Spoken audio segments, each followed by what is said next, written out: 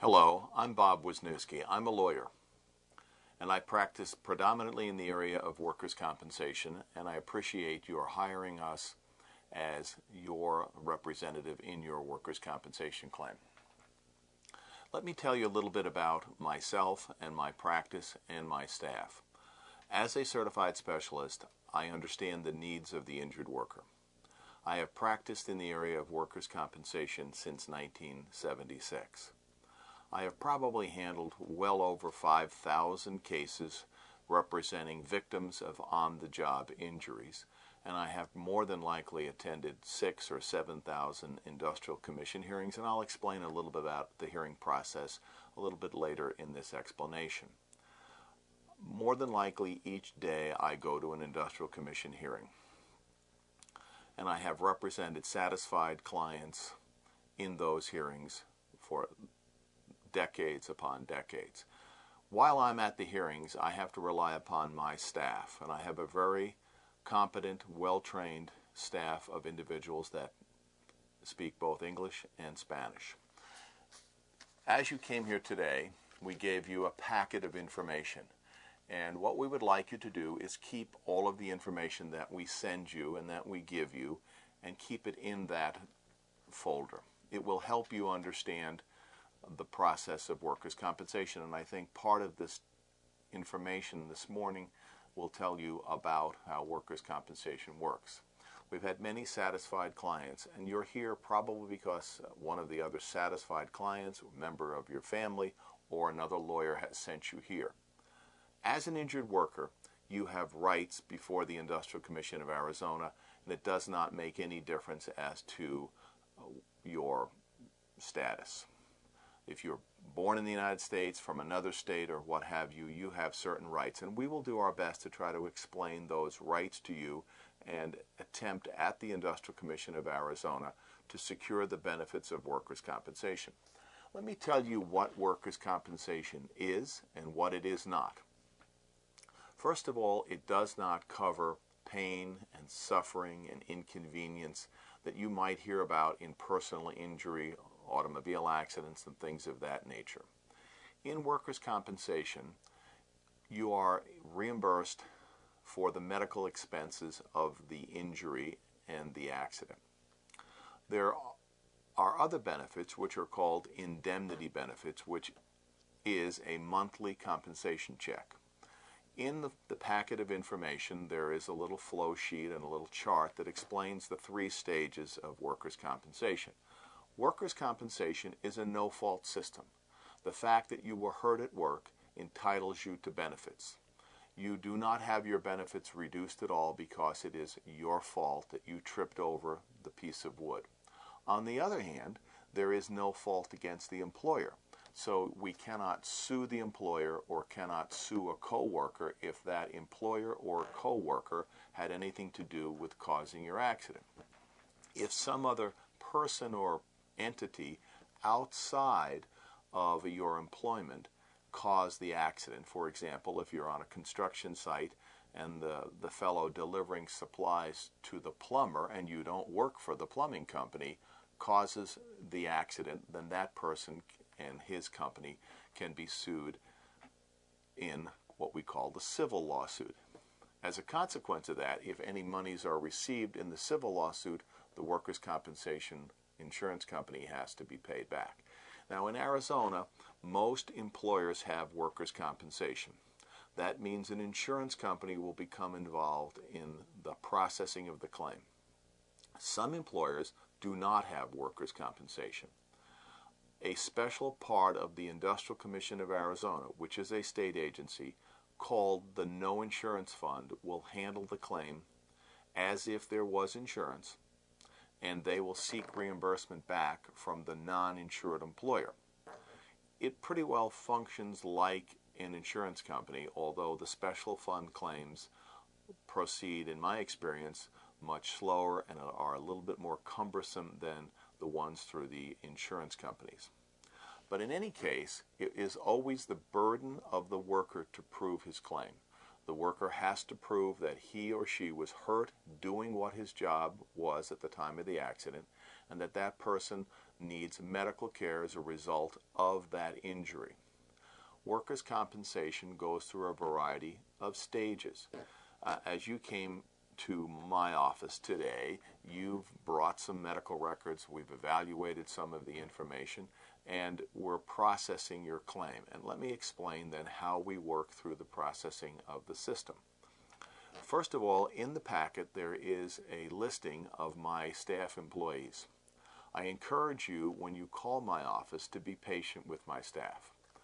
I understand, from representing thousands upon thousands of workers over the last several decades, that everybody that is in workers' compensation is hurt, frustrated, not happy with the system, and doesn't really deal well with paper.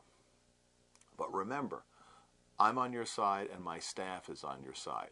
We will give you the utmost respect as a client, but you must give my staff the utmost respect that you would give me. I understand that you may be frustrated. I understand that you may be broke and not have any money, but I will not tolerate anybody screaming and yelling at my staff and then trying to apologize later. We will dismiss you from the practice, simply put.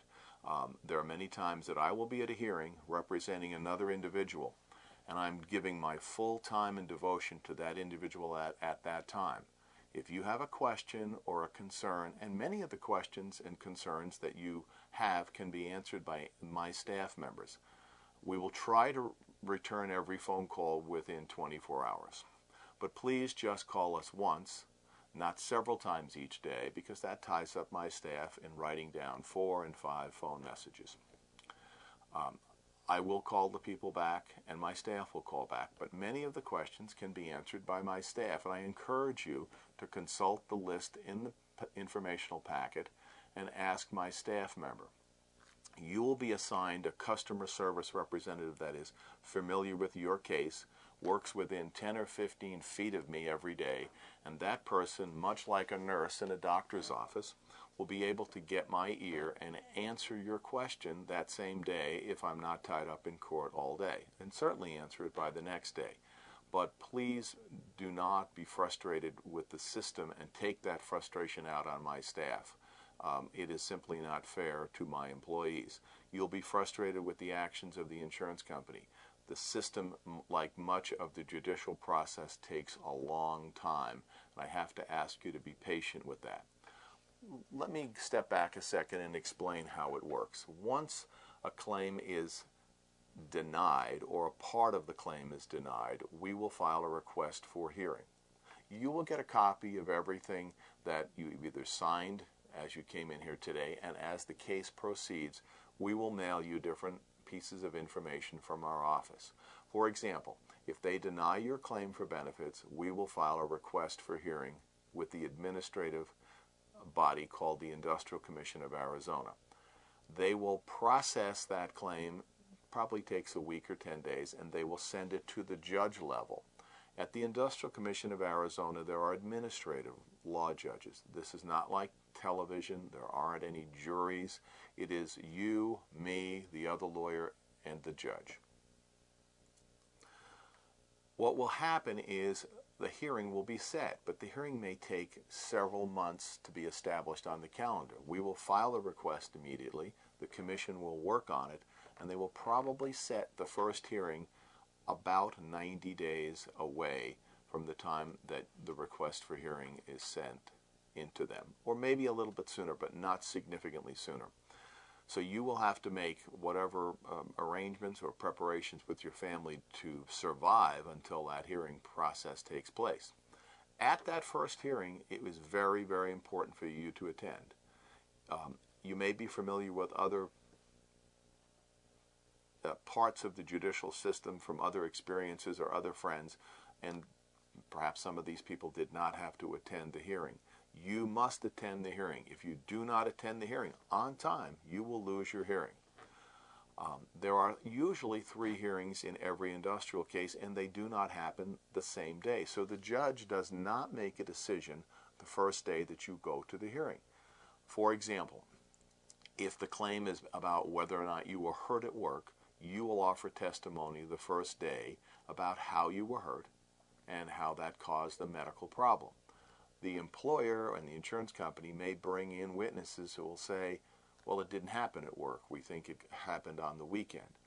I will then have to subpoena one of your doctors who will testify at a later hearing, usually about a month or so later, by telephone, to say that, well, if you believe what the worker said about how the accident happened, then the medical problem was caused by that accident. The insurance company may bring in another doctor, and that may take another month or so after that, and that doctor may say, oh no, that's just a normal sprain strain. It had nothing to do with what happened at work. So you can see that even after the first hearing, the process may take up to another 60 days. Then the judge writes a decision. That may take another 30, 40, 50, even 70, 80 days. Sometimes some judges are a little slower because of the complexity of the case and the information that was provided.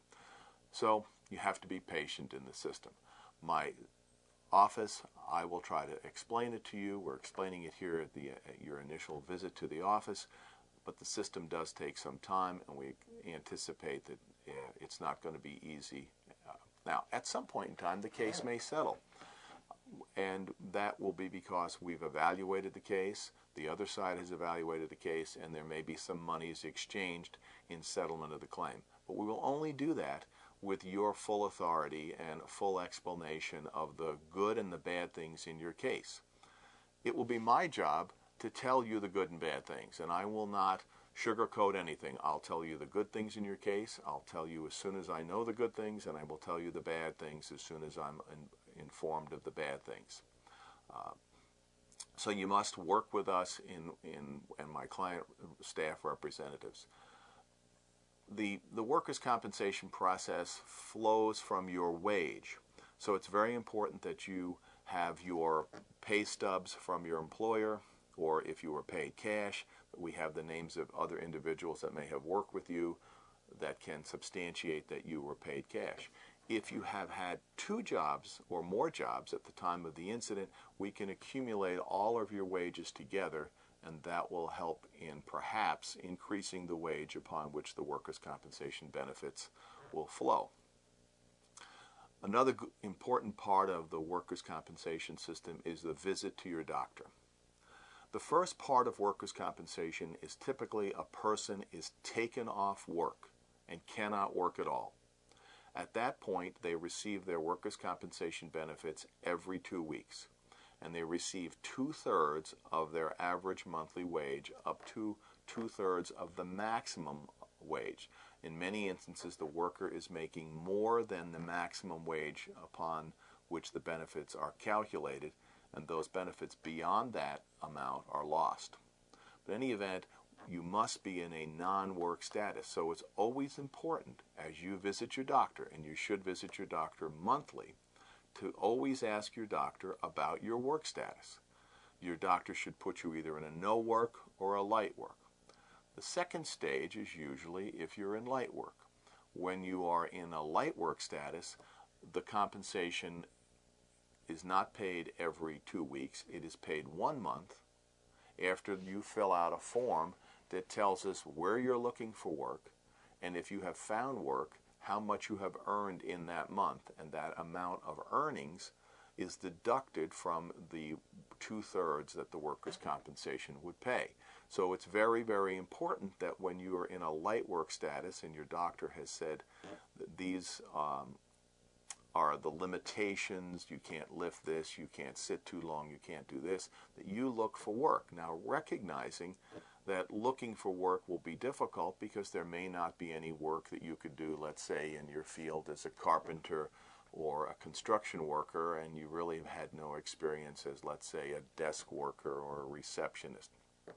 In any event, you still have to look for work and fill out a form that you're making a good faith effort to go find work. You cannot just simply say, I can't work, unless a doctor tells you can't work. If you're in a light work status, it is absolutely important for you to document, not only look for work, but document where you looked, who you talked to, and just simply put that documentation in this file that we give you. Incidentally, if you have any questions, we're going to put a sheet of yellow paper in the packet that we give you today. If you have questions about the process, jot them down so that you don't forget them. And as you come in and meet with me or my staff, you can have your questions answered and then checked off so that we understand that we have fully answered your question. The process of workers' compensation after you leave here today will probably involve what's known as a deposition, and you will come and see a different tape on how to do a deposition. Many people believe that since they've come in and talked to me, that's really the end of the case, and that's not the situation. You must participate in a variety of parts of the case. One is a deposition where the other lawyer representing the insurance company is going to ask you lots of questions about how your claim happened, how the accident happened, who were the witnesses, where have you worked before, what are your medical complaints, have you earned any money, and a variety of lots of other questions. That deposition usually takes place after the Industrial Commission notifies everybody that there's a hearing, and the insurance company sends the file to their lawyer. And we'll explain what a deposition is in depth in another tape, but that's a very important part of the process. But going to the deposition is not a substitute for going to the hearing, so we have to make sure that you understand that at the onset. The insurance company also, and it's very likely that they will do so, send you to what is called an independent medical examination. That's a doctor who essentially works for the insurance company. Many of them are very biased towards the insurance company, and we will give you some instructions about how to take an independent medical examination. But the best way I can explain it today is simply don't overblow your complaints. Don't exaggerate your complaints, because the more you exaggerate those complaints, and you're thinking, gee, the more I tell this doctor how it hurts everywhere, he's going to believe me. When the exact opposite takes place, he is not going to believe you if you start telling him your right leg hurts when you tripped with your left leg and your whole back hurts, and he might ask you questions that would seem to say, oh, does your other leg hurt? Does your other arm hurt? And you're thinking if you say yes, yes, yes, he's going to believe you when he's going to use much of that information against you. But you must go to the independent examinations. They are compulsory. So those are a couple of the stages that happen early on in the workers' compensation case. So there's a process that's going to happen over the next several months. And we will maybe at times ask you to go get us medical records, secure a current record from your doctor, and some other parts of the case that we're going to expect you to cooperate with us in a partnership to try to give you the best representation. Over the years, we've attempted to be the voice of the injured worker and attempt to secure as much justice as we can for the injured worker. We will do our best to explain your rights to you and explain the process as it goes. But unfortunately, we cannot field a phone call every day saying, gee, how is my case coming? If we did that from several hundred clients a day, there's no way that we can give you or your fellow clients the undivided attention to move your case towards a touchdown, as I call it.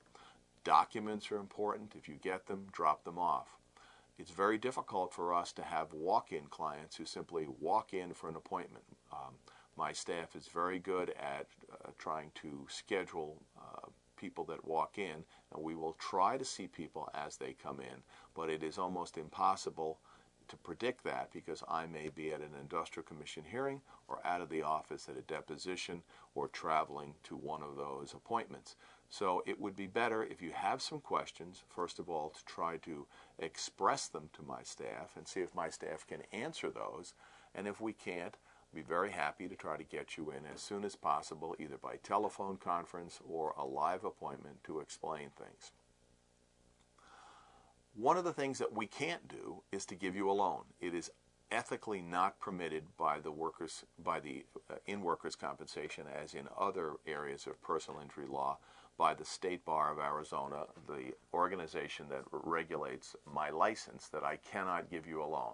So don't bother to ask for a loan. We will not do that. My business staff has worked for me for over 20 years.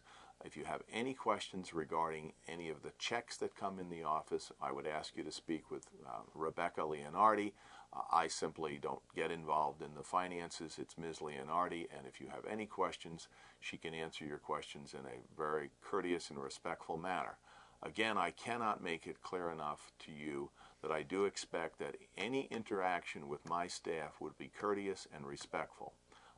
You may be frustrated, you may be upset with the insurance company and or the industrial commission, but you cannot take it out on my staff. We simply won't tolerate that.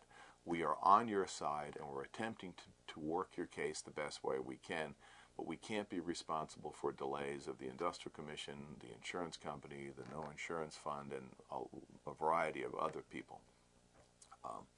You have been sent to us by either another client or perhaps another lawyer. If you have family members that have questions about other areas of the law that we do not practice in, such as bankruptcy or domestic relations or divorce, let me know, and I will make every attempt to refer you to another lawyer that I'm aware of in the area where you live that is competent in those particular areas that can assist your family so that they would have the benefit of a referral to a competent lawyer.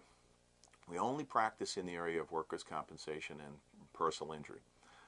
We do not practice directly in the area of Social Security, but there's information in this packet that if you have been off work for a significant period of time, you would be entitled to Social Security disability benefits. We work with a variety of lawyers, and I can give you the names of those lawyers that will assist you in your Social Security claim. So if you want to file for Social Security disability and you are eligible for it, please let me know, and we will give you that information about the other lawyer and refer you to him so that he can work with you towards effectuating your entitlement to Social Security benefits. There are a few other housekeeping things that I'm going to remind you early on. If you change your phone number, your cell number, your home address, please let us know about that as soon as possible, because we do mail a great deal of information to you, and at times we'll need to perhaps move the time of a deposition, and if we don't have the correct information, it's likely that we're not going to get in touch with you. If you have any questions or receive any kind of documents, bring them here. You are not allowed to talk to the other side. You are not allowed to call their lawyer, and you're not allowed to call the insurance company. That's what our job is, to interface between these entities and not to let you do that, because we don't want you to tell them something that you shouldn't tell them. And we'll explain some of that as we get into the deposition on how information is given in a deposition and how information is given in an independent exam. We will always tell you to tell the truth. That is your best way of moving your case forward. But there are ways to tell the truth. Many times when you're taking a deposition or you're testifying at the hearing, you want to go on and on and on and tell this story. Well, the judge only has so much time at the hearing, and he doesn't have time to hear, well, I got up that morning and then I had my coffee and then I went to work, when we want to know what happened at work. When we ask you, how did you get hurt that day? Zero right in on the time period that you got hurt. If we want you to answer any more information, we will develop that information by asking you a variety of questions. It is just important that we help you move the case along in the time that's allotted to us by the judge and or the deposition. And just as an aside on the deposition, the other lawyer is not on your side, and he's going to try to get information from you in that deposition that he's going to use against you in your case. So he's not, he or she, they are not your friend. So I will advise you right now, and we'll talk about it more in the deposition tape, do not give them a lot of information. Answer their question very briefly, get to the point, and do not elaborate. The more you elaborate, the more chances you will say something that will hurt your case and that will be used against you as it goes to the hearing. It will be our opportunity to assist you throughout your claim and assist other members of your family and your friends, and if you wish to refer people over to us, we're happy to take those referrals. look at some of the information in the packet that we've given you. There's a staff listing, and I've gone over it briefly, and I'd like you to look at it because that identifies the individuals here in the office.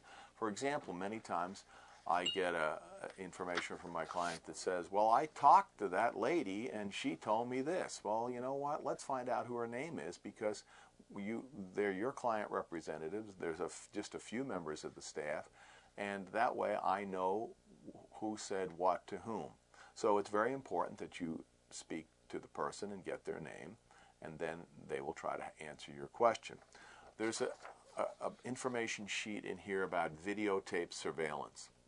Insurance companies love to take movies of injured workers to show that they're demonstrating something that makes them less believable.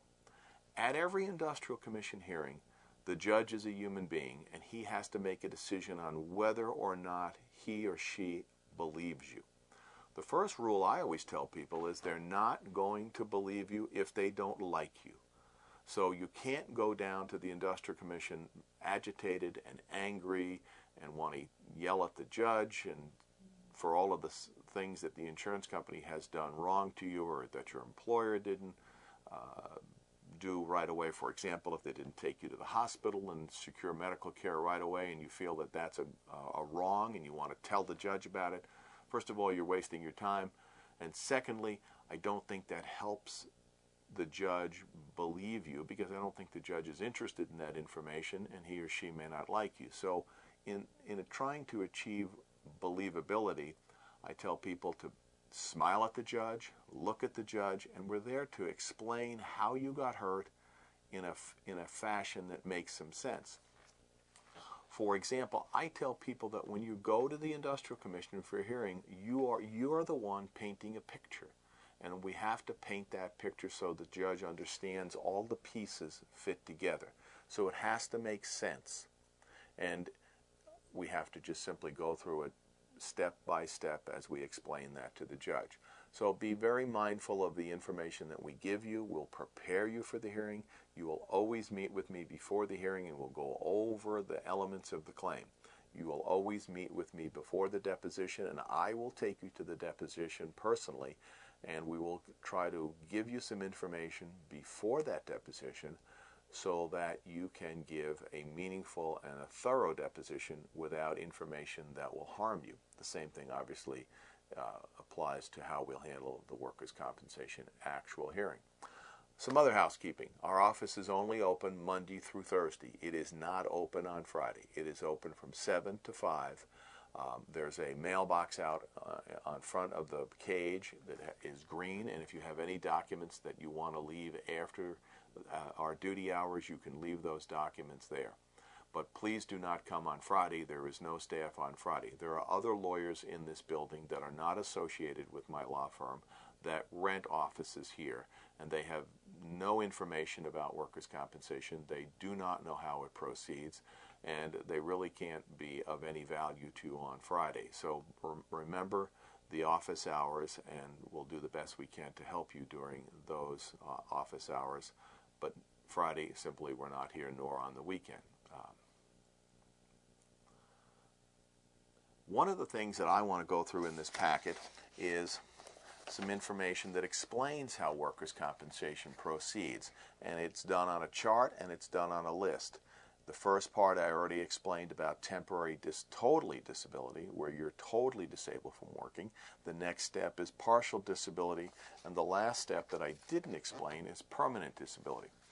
In a workers' compensation claim, permanent disability is determined by a medical book called the American Medical Association Guide to Permanent Impairment.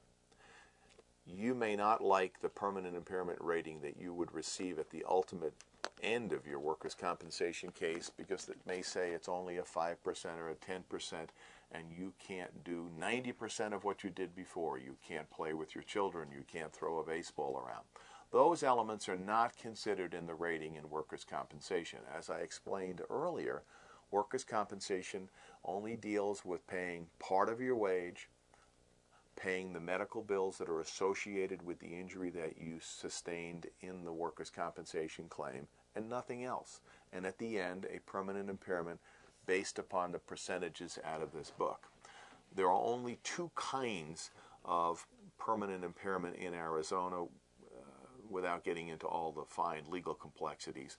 But basically, arms and legs are paid out on an extremity, are paid out on percentage basis. If you have an injury to your body, to your back, the question then becomes, what is the permanent impairment and what are your restrictions? Those restrictions then become much like the restrictions when you're on light work. What can you do to try to find work when you're in a permanent light work status? That's when I have to retain an expert that helps me look at the labor market and determine what is your monthly entitlement, what you can do and what you can't do on a permanent basis. And we'll explain that, of course, as the case proceeds, but those are very important times that you will be required to look for work and document it and make a very good faith effort to go find work. So those steps are explained in the documents that are here attached to the form and the packet that we've given it to you, and it's also in a little chart that explains that. At the end of your claim, you may get supportive medical care, and let me make a distinction on the two kinds of medical care that exist in workers' compensation. One kind is active medical care. That's the care to get you as good as you can be. I tell people the other care is much like maintenance on your car. It's called supportive care. It's like oil changes.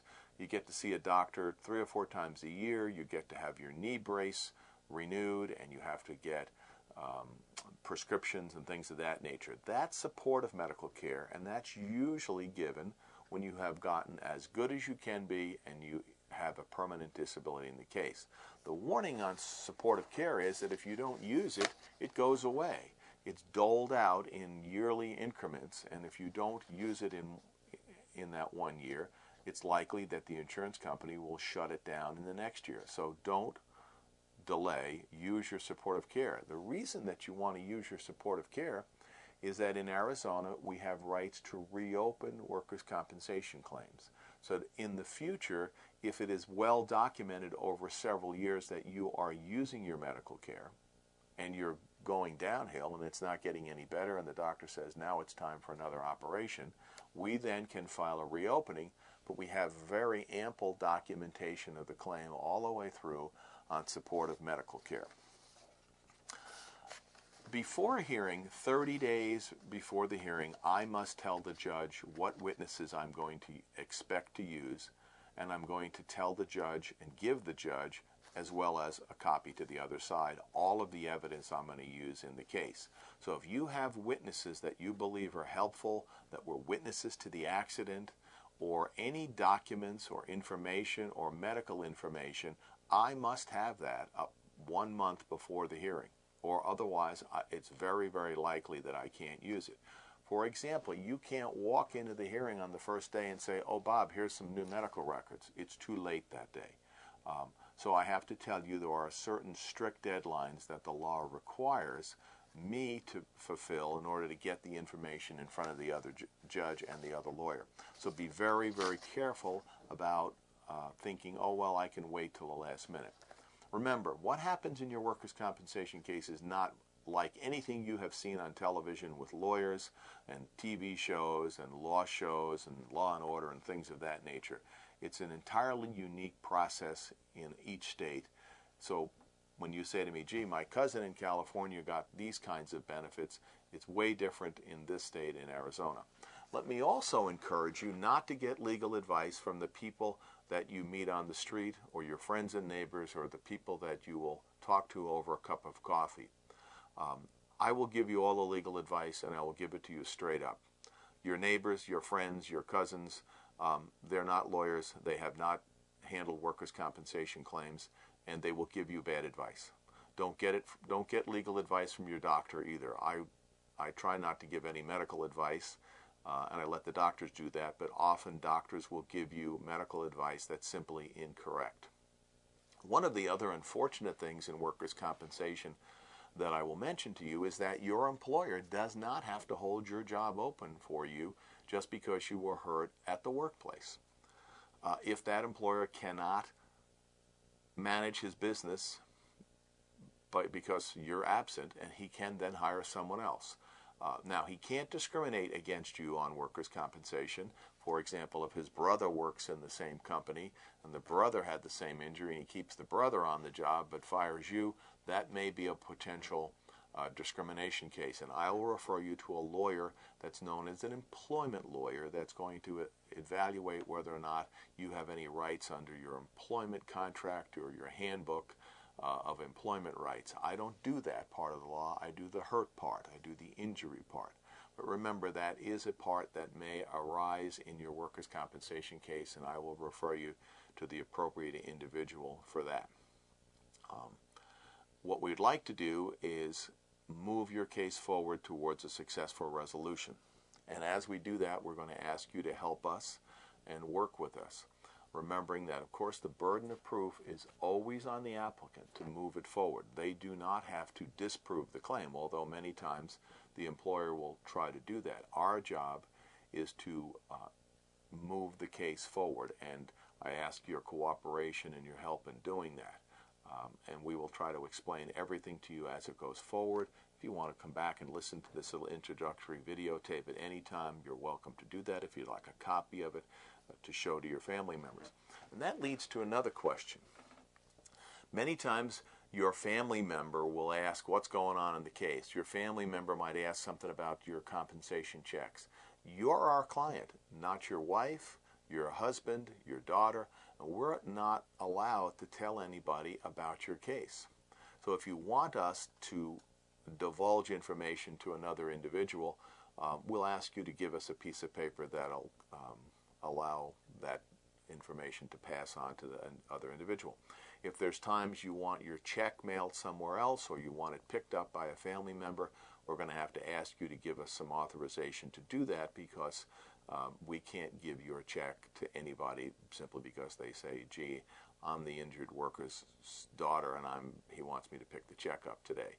Our relationship is with you as the client, and we cannot divulge information or give checks to anybody, for example, or even information about your case to anybody without your permission, because there's a privilege, there's a privacy between the lawyer and the client, which leads to, when we go to the deposition, don't tell the other side what I've told you in my office, because I'm not going to tell them what you've told me, and you should not tell them what advice I've given you, because that may compromise the strategy and the tactics that I'm going to use in the case.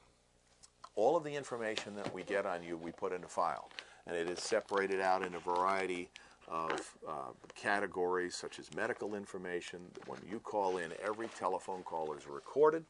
Every time you call in, there is a computer note generated. I see those notes, I review those notes, and we put copies of those in the file. So we try to document everything that happens in the file. All letters and correspondence goes out to the other lawyers. You often will get a copy of that, so that we are providing you some information about the progress of your claim.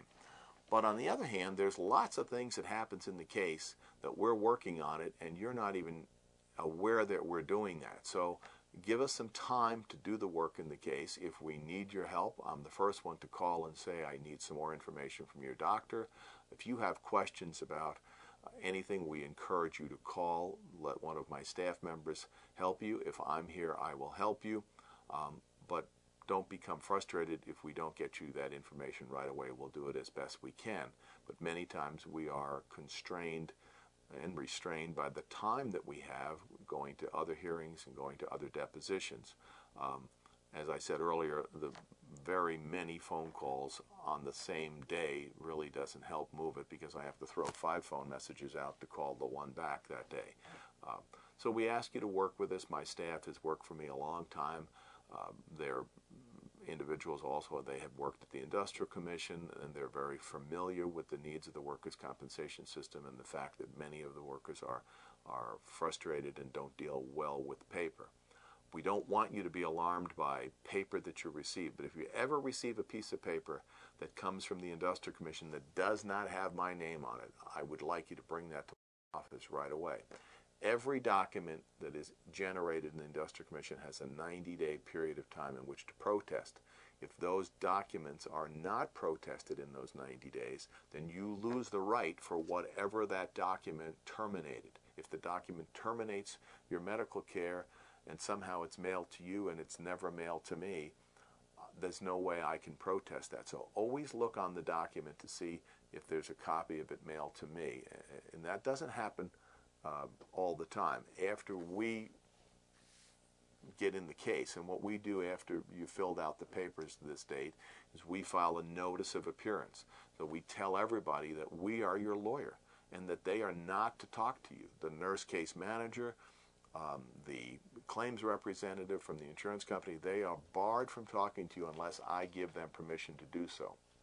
So remember that in the first week or so, they may not get the word that I'm your lawyer, but you should tell them, don't talk to me. I have a lawyer. Call Bob's office. We will get the papers to them. That's called the notice of appearance, where we notice that we're your lawyer and we tell the world that. And we normally get the workers' compensation file and we proceed after that. So please don't deal with the insurance company reps. They're not on your side as much as they would like to tell you that. They're not. Don't deal with the case nurse manager. They're not necessarily on your side, although many times they can help schedule your appointments with your doctor. And lastly, be very careful what you tell your doctor about your claim. Speak to your doctor only in terms of your medical information. Tell him where it hurts. Be very clear where it hurts. Tell the doctor your restrictions, but don't tell the doctor things that he doesn't need to know about conversations with me, for example. You say, my lawyer said so-and-so. Well, I don't want to see that in the medical records, because if it's in there, it can easily get divulged, and the other side will secure that. Which reminds me, if any time you're giving any testimony, always be clear about your prior medical care. You may not know that you've seen a chiropractor and the name of the chiropractor in the past, but if you know that you've seen a chiropractor, for example, or another healthcare provider, make sure you tell that in any of the testimony, because it's those little things that the other lawyers will use against you to try to have the judge believe that you are less believable because you were not forthcoming in telling the information. For example, if you just cut your finger years past and they took you to the hospital and they fixed your finger, you actually have made a workers' compensation claim, even though in your mind you haven't. You just said, well, they took me to the hospital and fixed me up. I never missed any time from work. But there will be records of that at the Industrial Commission, and the other lawyer will say to you, have you ever made a claim before? And you're thinking, no, I haven't. No, I haven't. Like this case that I'm doing today, where lots of papers are getting filled out and we're going to depositions and hearings. So you have made a claim. Just be careful, and you can just simply say, well, I probably cut my finger years ago when I was working as a carpenter and I was taken to the hospital, and I guess I made a claim. So the whole process of workers' compensation is one that's going to require a great deal of your patience, a great deal of our work, and a great deal of your cooperation. We will move it as far as we can and give you the best advice we can, and we will tell you whether you have a good case, a bad case, and the strong points of your case and the weak points of your case.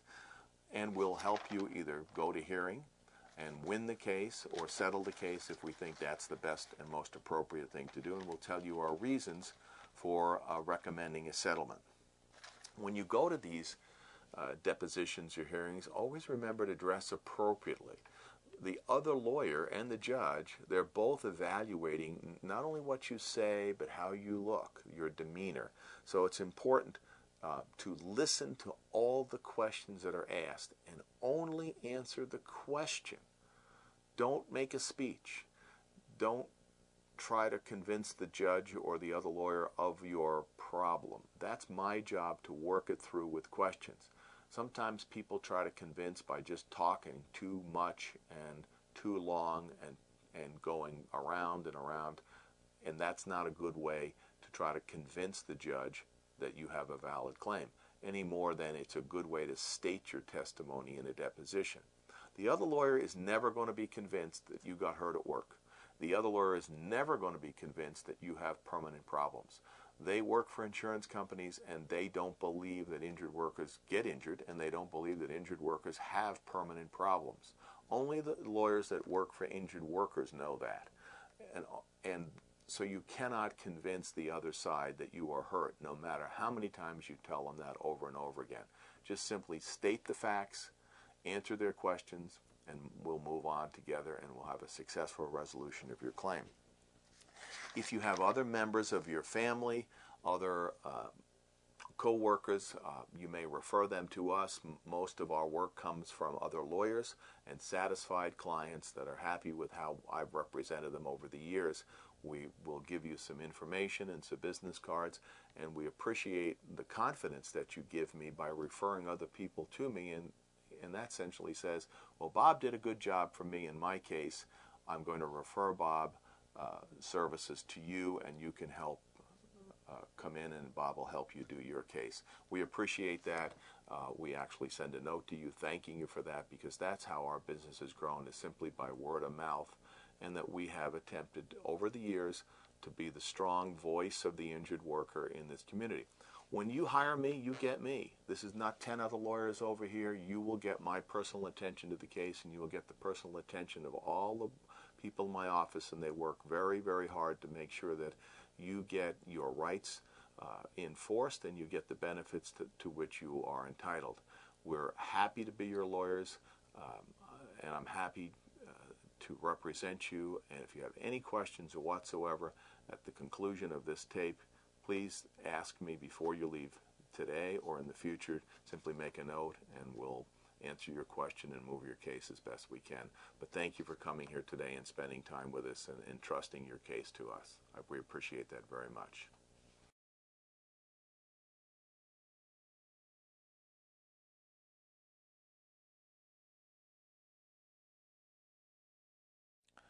Hello again. As you know, I'm Bob Wisniewski, and we're now at the part of your case where we're going to discuss what is a deposition.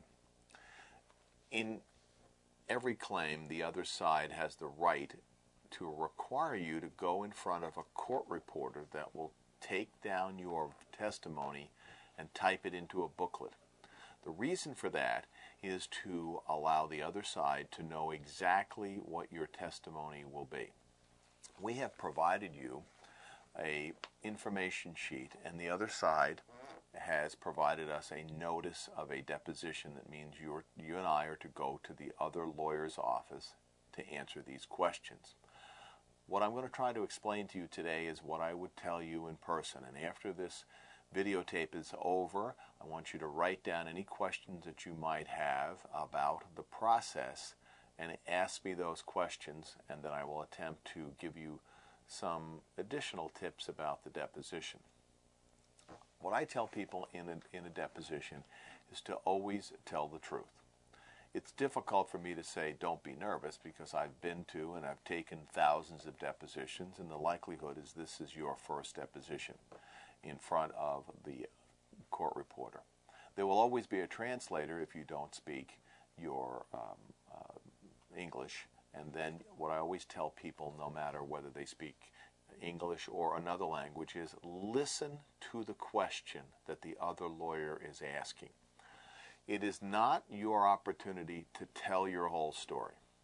The deposition is not the Industrial Commission Workers' Compensation hearing, and it doesn't take place instead of the hearing. So people think, oh, I went to my deposition, I don't have to tell the judge about my case.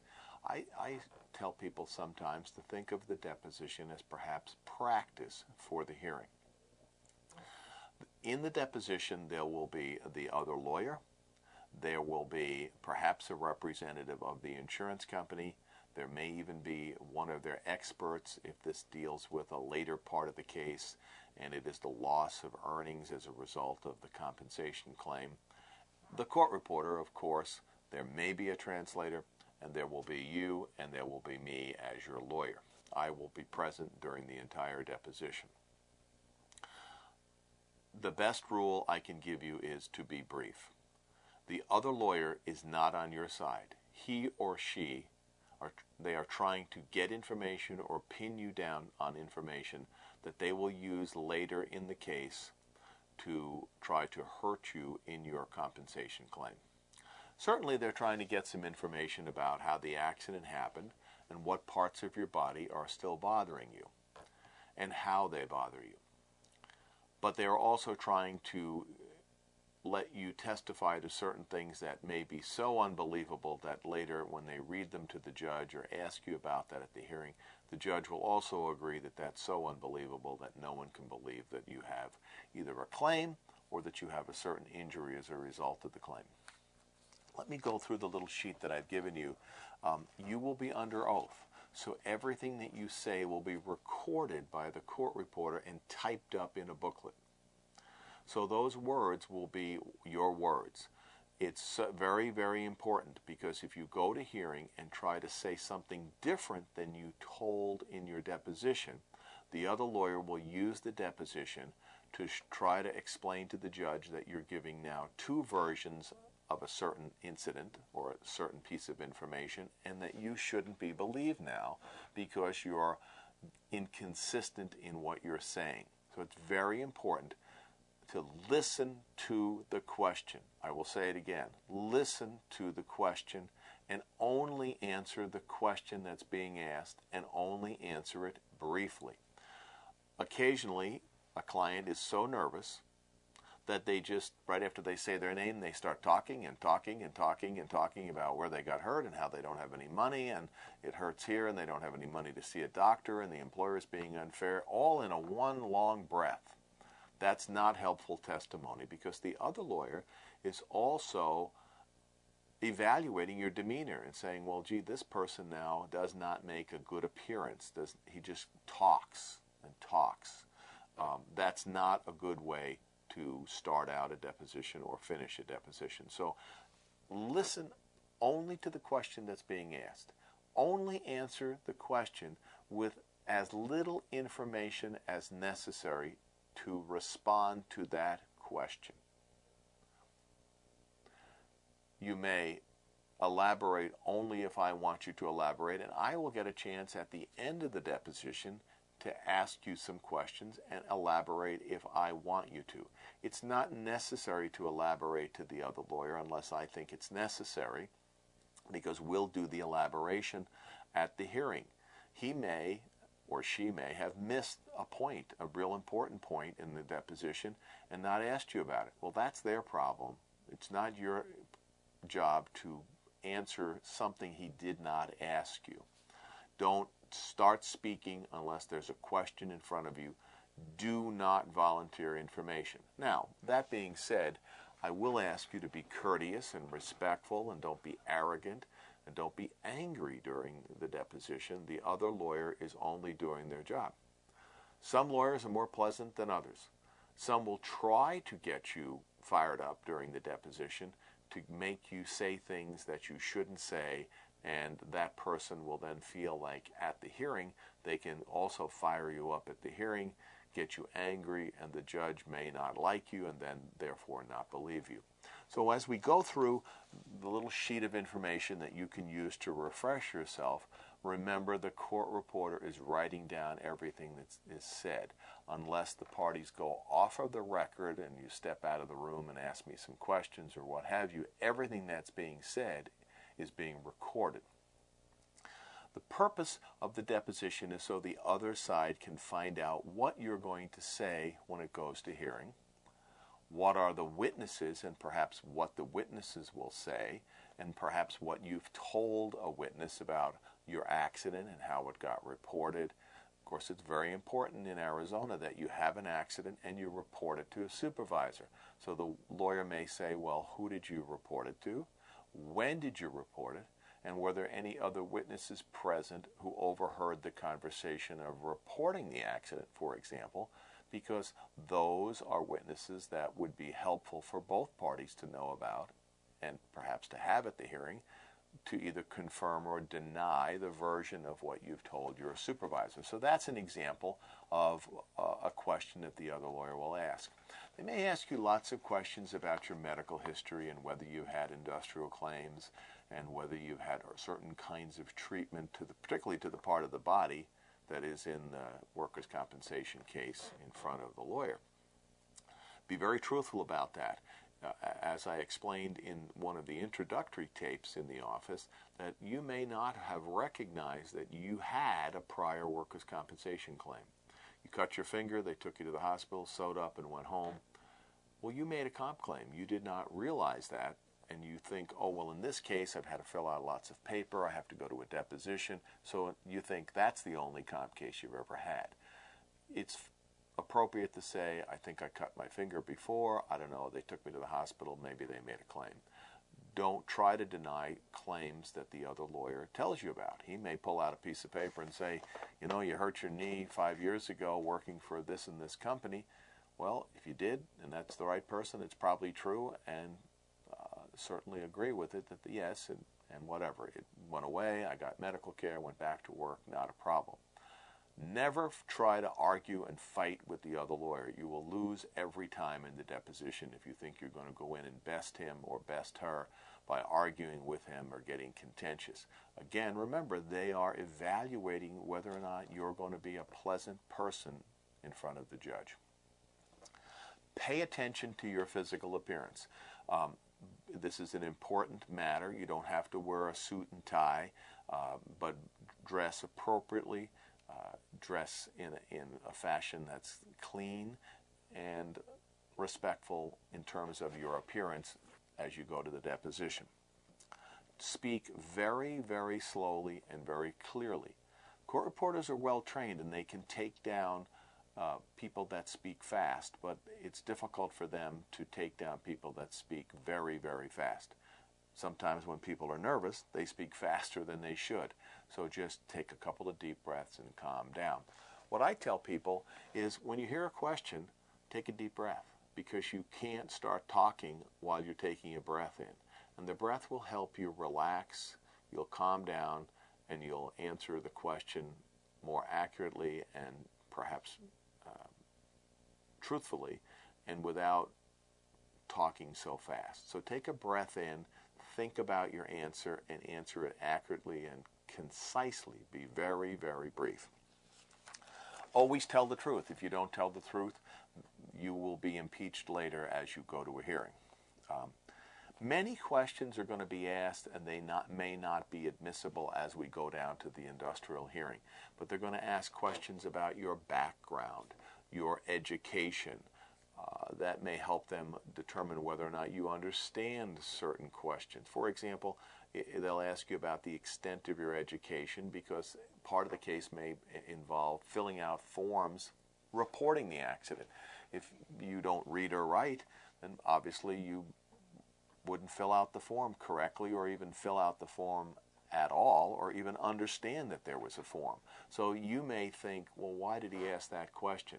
It's not your job to try to figure out what the lawyer wants as the answer to the question. You just figure out what is the answer to the question. If you know something, you can say you know it.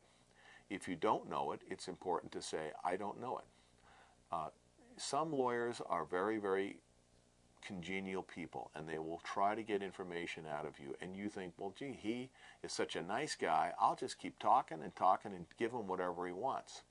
And that's how they get you to say things that does not help your case. You then say more than you should because, gee, he's a nice fellow and you want to please him. It's not your job to please him. It's your job to simply give information and answer it very briefly and then simply go home. And, don't volunteer any information or facts that is not requested. Don't pull things out of your pocket and reach for your Social Security card, your driver's license, anything like that, unless you ask me first whether you should do that. And anything you're going to show the other lawyer, you have to give to me first before you give it over to him, so that I ensure that it's done properly. If you don't remember a doctor's name, for example, that's okay. The lawyer may be more interested in just the progress of the claim and the chronology and what doctor you went to first and second and third. He or she may not want to know specifically what day. If you don't know what day, don't guess. If you know it was within a week of the accident, well, then you can say it was approximately a week of the accident I first went to a doctor. We will go over a lot of that in your deposition preparation, but don't guess as to dates and times and things of that nature, because typically you will guess wrong. If it is a week, say a week. If it's a couple of weeks, it's a couple of weeks. But there's a big difference between a couple of weeks and a couple of months. So don't get caught in simply throwing out dates and times that you can't substantiate from the actual medical records themselves. Never try to memorize what you're going to say, but remember to listen to the question and then answer only that question. Don't, again, volunteer. I've said that several times, and it's very, very important. Stop talking. Don't talk too much. People say to me after, how do I do? And I said, you didn't follow any advice that I gave you. You did not shut up. All you did was talk and talk and talk and talk. It's not your time to try to sell your case to the other lawyer. The other lawyer works for an insurance company. He doesn't believe you got hurt, doesn't believe you got hurt badly. They're, to some degree, insulated, they're a little callous, and they don't represent injured workers. So all they do is represent insurance companies, so they believe whatever the insurance company tells them. They may have information in their file that the adjuster has told them that, oh, you got hurt on a weekend riding a Jeep into the mountains. Well, that may not be true, but he may ask you about that. So don't get angry over that, but they're getting information from a variety of sources. But simply listen to the question and only answer the question that he asked you, and don't get mad at the question or where he's going with the question. Don't try to figure out the answer that he wants. Figure out the answer that is accurate, brief, and true. Otherwise, you're going to have some problems when we go to the hearing, and that person will bring out that deposition and show that you are being inconsistent. If I start speaking or objecting, don't continue answering until I finish my objection. Many times when I give the objection, I'll be hinting at what I think is wrong. I'm objecting. That witness doesn't know. It's speculation. How would that person know what's in the mind of the supervisor? And then you can take that as a cue, and when you go back and answer and say, well, I don't know what the boss was thinking about it. I don't know whether he filled out the form or not. You're only asked to testify about what you know and what you see. If you saw the boss fill out an accident report form, then you can testify to that. If the boss said to you, I'm going in the office and fill it out, then you can say, well, the boss only told me he was going in and going into the office to fill it out. Whether he filled it out, I don't know. I never saw a copy. So don't try to speculate. Don't try to fill in the gaps. Don't try to give an explanation and explain everything. It simply is just not going to work in a deposition if you do that.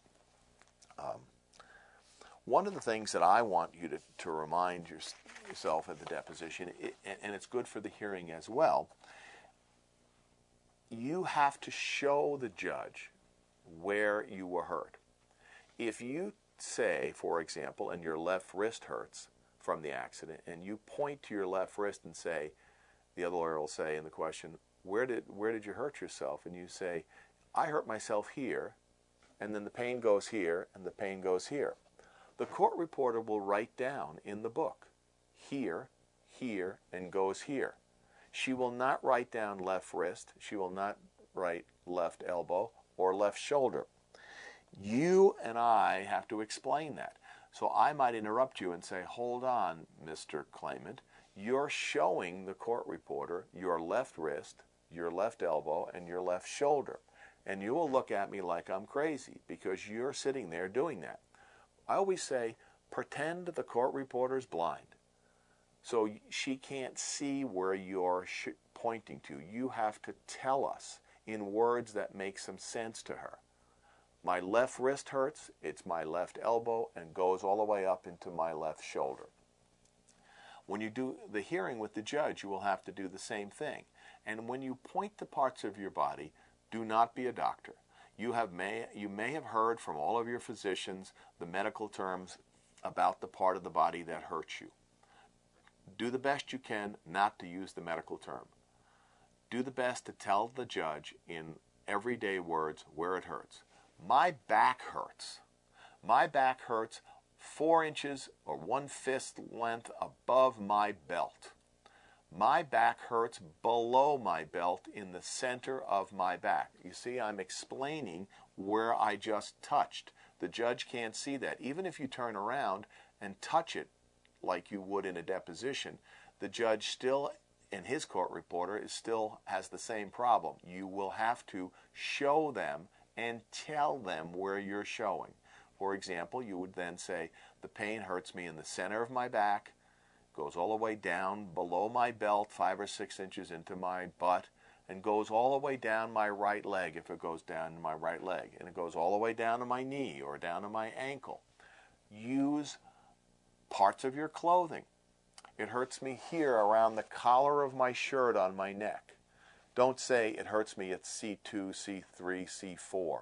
That demonstrates to the judge that you're kind of getting off on your injury and you're not trying to explain your injury. You're trying to revel in your injury, and I don't think that's always helpful. I think it's just best to be a common person to explain like you would explain to your neighbor. It hurts me here, right around where the collar of my neck is or where my hairline is, and the pain goes all the way up my head to my forehead, 2 inches down from my hairline. That's how you would explain things. You show them and then you tell them that. Use words that you would use in telling your friends. It goes down the seam of my pants on my jeans. The pain goes all the way down the outside seam of my pants. Not the pain radiates. That's a doctor's word. You learned that because your doctor told you that or you read the medical records. I think you become less believable when you tell judges medical terms. You didn't know those medical terms before you went into the industrial claim, so don't use them. Just simply use terms that make some sense in chosen words that are simple words. Don't try to talk like a lawyer and use big words. All we're trying to do is explain your claim to the judge. When you go to the hearing, as much as you go to the deposition, you are painting a picture of what happened and where it happened on your body. So use the parts of your shirt, your skirt, your jeans, what have you. Use words like on the outside of my foot, on the inside of my foot, on the outside of my leg, on the inside of my leg, my pain. It's severe.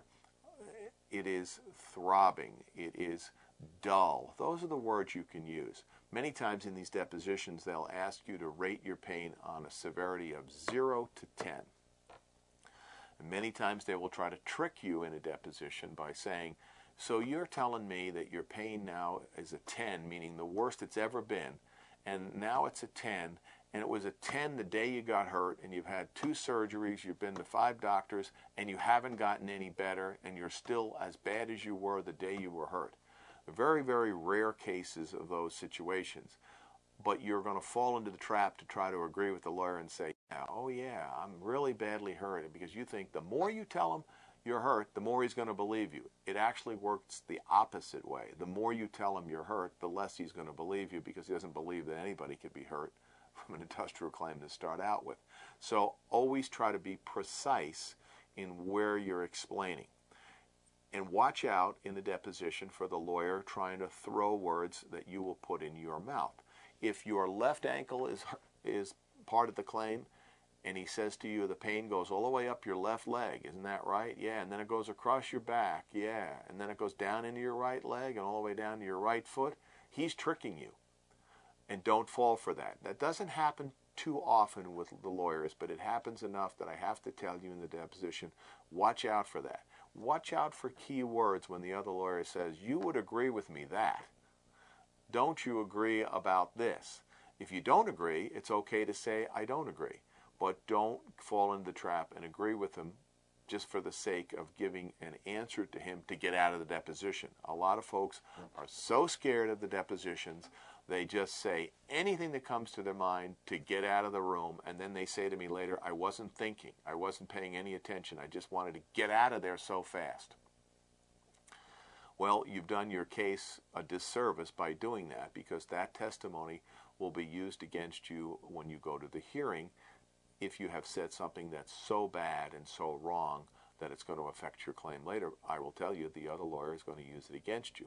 So be very, very careful in how you handle those kind of do you agree with me questions. If you don't agree, just be respectful and don't agree. Say, no, my back hurts and it hasn't gone away. Watch the extremes. It may be a 10 at times, it may be a 6, but on your worst day, it may be a 10, but it very likely is not a 10 in pain every day after you've had several surgeries, unless you've had a terrible, terrible result from your doctor. Don't guess.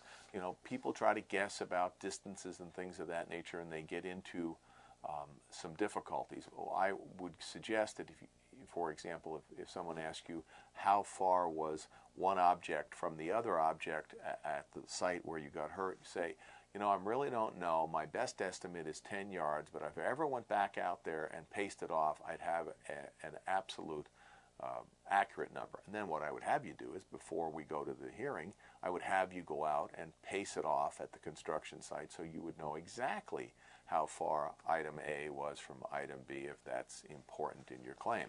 And then if he says to you, well, hey, you said at the deposition you didn't know, and you say, yes, but I went out to the accident site and I paced it out, and now I know exactly how far it was. It's 10 steps or 10 yards. So that's one way to kind of make sure that you don't guess. You always have a right in the deposition to take a break and confer with me. If you think you need a break, just say you'd like to use the restroom. They'll let you use the restroom, and at that time you and I can talk about it.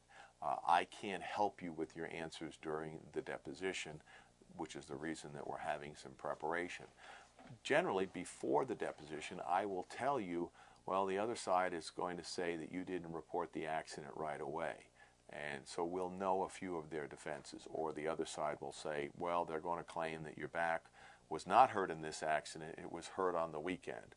Or, gee, it wasn't hurt in this accident, it's the same back problem you had 10 years ago in another accident. So be very careful about what you use in the choice of words. Never say the word never unless that means not ever. For example, I had people say, I never, never, never pick up a gallon of milk. I have so much pain in my arms and my back. I never go shopping, never pick up a gallon of milk. The insurance company will then go out and attempt to get you on a videotape where they'll see you in the store picking up a gallon of milk. And they will take that never word and stick it up your nose. And I will tell you that if they show you that movie to the judge will not believe you, and your case will just go down the drain. So you're not there to exaggerate your claim. You're there to accurately, briefly, concisely express your claim and explain your claim. If you try to exaggerate it, you will get caught in the exaggeration. I never pick up the milk.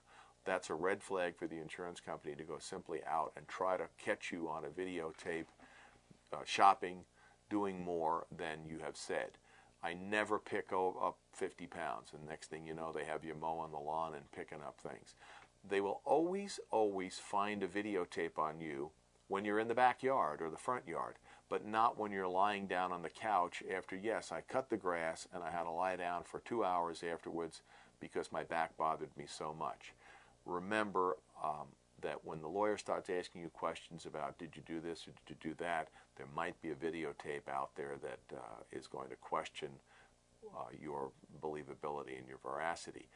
I think you can say, yeah, I cut my own grass, or I do my yard work because I have to keep the house up a little bit, but after I did that yard work, I simply had to go lie down. I tell people, if you have some problems with your back and you're cutting your grass, lie down on the grass. They will never show the movie then if you are simply resting and reclining in the backyard after you did 5 or 15 minutes worth of work, and now you have a problem from that. They will never use the video to show that you have a problem. So be careful about the word never or not ever. People get trapped in that word. Or always. I always use my cane. I always use my walker. I always have the knee wrap. That's just an invitation for them to catch you without those items on your body. So simply say, well, most of the time I do it. And be careful. That always means all the time, and never means not ever. Relax. As hard as that is for me to convince you of that, you should relax. But don't relax to the extent that you're going to fall in the trap of, well, I'm going along pretty well with this. Let me just say everything that I want to say. I will give you an example. I had a lady that testified for hours that she never, ever had a back problem. She would put gravel down on her house because her husband traveled a lot, and she did all the yard work. She testified for that for hours at the deposition, at the hearing. My last question to her was, so you've never had any problems like this until you did this act that is the workers' comp claim. She looked at me and said, oh no, I've had those problems before, which was contrary to everything she said. And later, when her husband practically fell off the chair and we lost the case, he said to her, why did you say that? She goes, well, I don't know. I was just getting kind of comfortable there, and I was kind of relaxed in the hearing, and it just jumped out of my mouth. And as soon as it came out of my mouth, I knew it was the wrong thing to say. That's what happens in the depositions when you relax too much. But my point is, relax enough so that you're not giving just abrupt answers because you want to get out of the room and you're afraid of the other lawyer. My job is to protect you from him. Don't worry about that. I will do the best I can. Now, there's a lot of congeniality in the workers' compensation bar. It is a small bar, so I know most of the lawyers, and I can tell you about their personalities ahead of time. I will tell you whether they take a long deposition. I will tell you whether they take an abrupt deposition, whether they're going to try to be mean to you. I will give you that information before we go over to the deposition. So don't think it's going to be like television. It's not. Everything you have seen on television, forget. The depositions are not like television, nor are the hearings like television. That you have to be careful in a deposition, and the best way is to listen, be brief, be concise, and only answer the question that's in front of you. It will give you preparation for the hearing. I will, at the end of the deposition, if I think questions need to be cleared up, I will clear them up. And when I give you information, you should agree with me. If I say, well, you did go to a chiropractor a few years before and his name was Chiropractor Jones, I'm throwing you an easy pitch, and you should say yes. I wouldn't ask you that question unless I wanted you to say yes to it. So generally, anything I ask you at the end, you're going to elaborate in a positive way. Yes, I did go to a doctor. Yes, I had prior industrial claims. Yes, I had a prior back problem. Is the problem you have now the same as the back you had before? No, it's a different part of my body, or it's more severe, or I get the pain more frequently. I'm giving you a chance to hit the easy pitches at that point. Now, at the end of the deposition, the court reporter will want to know whether we want you to sign that deposition and whether we want to purchase the deposition. Rarely will I have you sign the deposition unless it's so chopped up during the deposition. And I will probably not ever purchase a copy of the deposition because you will have to reimburse me for the copying of that deposition, buying the copy of the deposition. The other rule that I'm going to give you in any deposition, and I'm giving it at the end of the explanation so that you can remember it, is that it's not like a normal conversation, even though I want you to be relaxed. It's like talking on the radio or on the telephone. Two people can't talk at the same time. So when the other lawyer asks you a question, think of him hitting a ball over a tennis or a ping pong net. You're to hit that ball back. Don't swing at it before it's in front of you. Don't try to hit it before you get it. Only answer the question, but let him finish the question before you answer it. You're going to know most of the questions.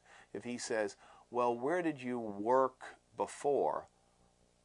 And you're already thinking he means before I went to work for this employer, you're already starting to give him your prior work history. Wait till he says before this job. Let him finish the question and then answer it. Because that's the same thing at the hearing, and the judges get very, very irritated because they're trying to protect their court reporter from people talking over each other. Anytime you want to give an answer, you must give that answer out loud. You can't say no by shaking your head left and right. You can't say yes by going up and down. If you want to say yes, you say yes. If you want to say no, say no. And it's better to say yes or no instead of yeah or nah. You know, that's not a real respectful way to answer a question, and if you get into the rhythm of answering it that way in a deposition, you're likely to do it that same way at a hearing. But answer out loud. Don't say, things like that. It's hard to remember that. You will make those mistakes during the deposition. The court reporter might question you and say, was that a yes? Was that a... And you'll say, oh yeah, I really meant to do that. I meant to say something out loud. It's not a normal conversation, so people do make mistakes like that. But just try to think through it and just take a deep breath, answer the question out loud, answer it with words, and you'll do fine with the court reporter. If someone hands you a document, you want to read the document before you start to answer questions about it. Or if he doesn't hand you the document, then say, I got to see the document before I can answer a question about it. It might be an accident report form or maybe a statement that you took about how the incident occurred.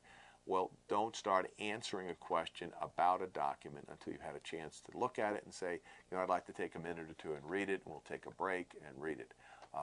Those are some of the tips that I'm going to give you in a deposition, and I think you'll do well if you follow those rules. They want to find out about your case. That's all they want to find out about. They also perhaps may want to trick you into some concessions that you need not make. And don't make a concession unless you believe you can do that. One question they always ask is, well, what do you think you can do with all these permanent problems from your injury? Do you think you can be a parking lot attendant? And you don't say yes until the best answer is, well, I would like to try that consistent with what my doctor tells me my limitations are. There are ways you can turn their question back to be a more favorable answer for you, and I will talk to you about those with respect to the particular issue in your case. But this is a deposition tape to just give you some general information about the deposition. If you have questions, ask me. Always remain calm, always be polite. Do not try to fight with the other lawyer during the deposition. You'll just lose each time. And there may be more than one lawyer in the case if there's multiple claims or multiple employers. They each get a chance to ask you questions, and some will ask better questions than some others. If you don't understand the question, you can say, I don't understand the question. I didn't hear the question. Would you read it back to me? Would you repeat it to me? You have control over the deposition. But you also can ruin your case at the deposition by not following the rules that I've given you on this tape up to this point. If you have any doubts whatsoever, I want you to write them down on the sheet of paper that you have in front of you or in your folder and ask me about specific things before the deposition. You will do well at the deposition if you follow these rules, and I'm going to ask you to think about the rules, finish looking at this tape, and I'll be in a moment or two to tell you what is specific to your case. Thank you very much.